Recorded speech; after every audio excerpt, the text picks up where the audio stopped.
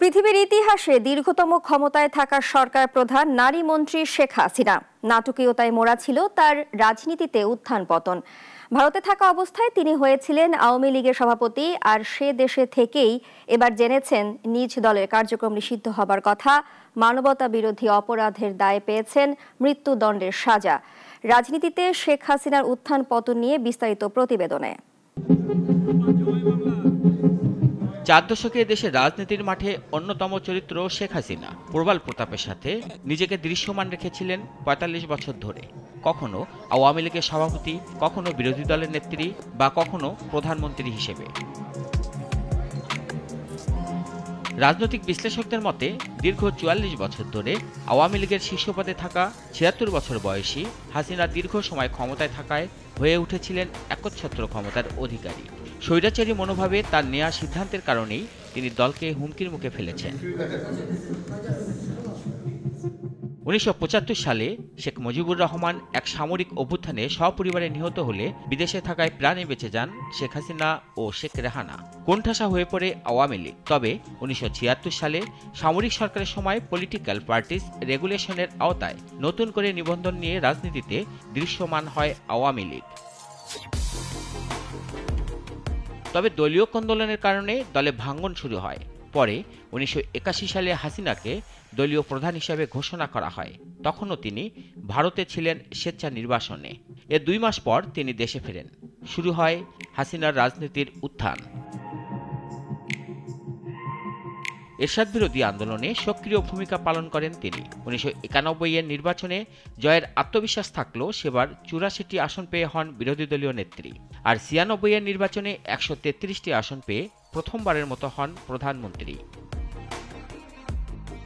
২০০৪ সালে তিনি গ্রেনেড হামলার শিকার হন। আর এ ঘটনার ২ বছর পর তত্ত্বাবধায়ক সরকারের দাবিতে আন্দোলনে অনড় ছিলেন তিনি।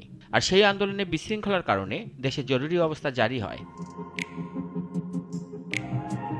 এরপর ২০০৮ সালে নবম জাতীয় সংসদ নির্বাচনে ২/৩ আসনে বিজয়ী হয়ে দ্বিতীয়বারের মতো প্রধানমন্ত্রী হন হাসিনা।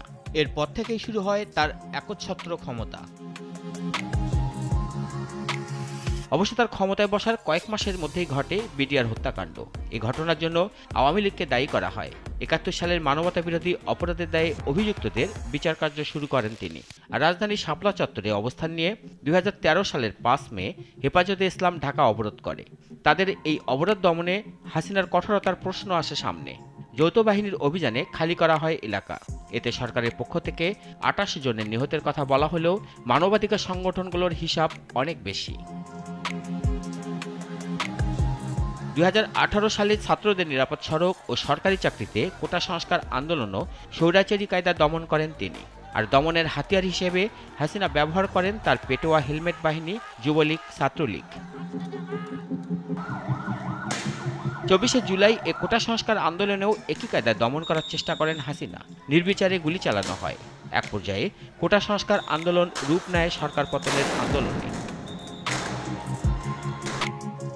এছাড়াও নিজেকে চিরস্থায়ী একচ্ছত্র ক্ষমতার অধিকারী করতে তত্ত্বাবধায়ক সরকার বাতিল করেন হাসিনা আদালতের ঘাড়ে বন্দুক রেখে। এরপর ১৪ নির্বাচন করেন একতরফা, ১৮তে নিশিরাতের এবং ২৪-এ ডামি নির্বাচন, যা নিয়ে প্রশ্নবিদ্ধ হন তিনি। বিচার বহির্ভূত হত্যাকাণ্ড, গুম, খুন, বিরোধী মত ও রাজনৈতিক দলের উপর দমন পীড়নে শেখ হাসিনার বিরুদ্ধে অভিযোগ ছিল। মত প্রকাশের স্বাধীনতার বিরুদ্ধে কঠোর অবস্থানে ছিলেন হাসিনা। বিরোধী মতকে নানাভাবে হয়রানি করা হতো তখন, এমন অভিযোগও রয়েছে। পুরোদস্তুর ফ্যাসিস্ট বনে যাওয়া হাসিনা পুরোপুরি স্বৈরাচারী কায়দায় দেশ পরিচালনায় কঠোর হাতে সব নিয়ন্ত্রণ করতেন। তার দুর্নীতির কারণেও নানা অভিযোগ রয়েছে।